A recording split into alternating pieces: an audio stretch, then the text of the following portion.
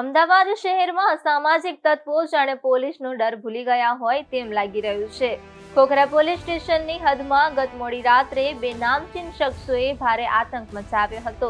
માત્ર સિગારેટના પૈસાની માંગણી કરવા જેવી સામાન્ય બાબતે આ શખ્સોએ ફાસ્ટ ફૂડ પાર્લરના સંચાલક તેમના પરિવાર પર હુમલો કરી દુકાનમાં તોડફોડ કરી હોવાની ઘટના સામે આવી છે। અમદાવાદ શહેરના ખોખરા વિસ્તારમાં આવેલા એક ફાસ્ટ ફૂડ પાર્લર પર બે શખ્સો આવ્યા હતા।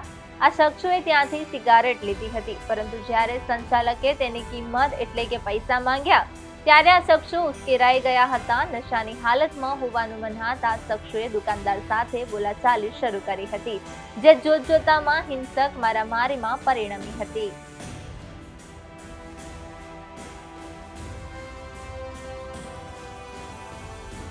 ખોખરા પોલીસ સ્ટેશન વિસ્તારમાં 2 દિવસ અગાઉ એક જ્યાં પાનનો ગલ્લો તેમજ ફાસ્ટફૂડની દુકાન છે ત્યાં આગળ એક ગ્રાહક છે જે મોન્ટુ કરીને છે ત્યાં આગળ જ્યારે સિગરેટ પીવા ગયો તો એ બાબતે એ લોકોને પૈસા આપવા બાબતે બોલાચાલી થયેલી હતી, જેના કારણે થઈને જે મોન્ટુ તેમજ અન્ય તેના મિત્રોએ જે દુકાન માલિક સાથે માથાકૂટ કરેલી હતી અને સામે દુકાન માલિક, એના એક મિત્ર અને એની પત્ની એમની સામે પેલા આરોપી છે એ લોકોને મારવામાં આવ્યો હતો, જેના કારણે તેને બંને પક્ષે સામસામે ફરિયાદ દાખલ કરવામાં આવેલી છે, જેમાં એક પક્ષે કુલ 4 આરોપી છે અને એક પક્ષે 3 આરોપી છે।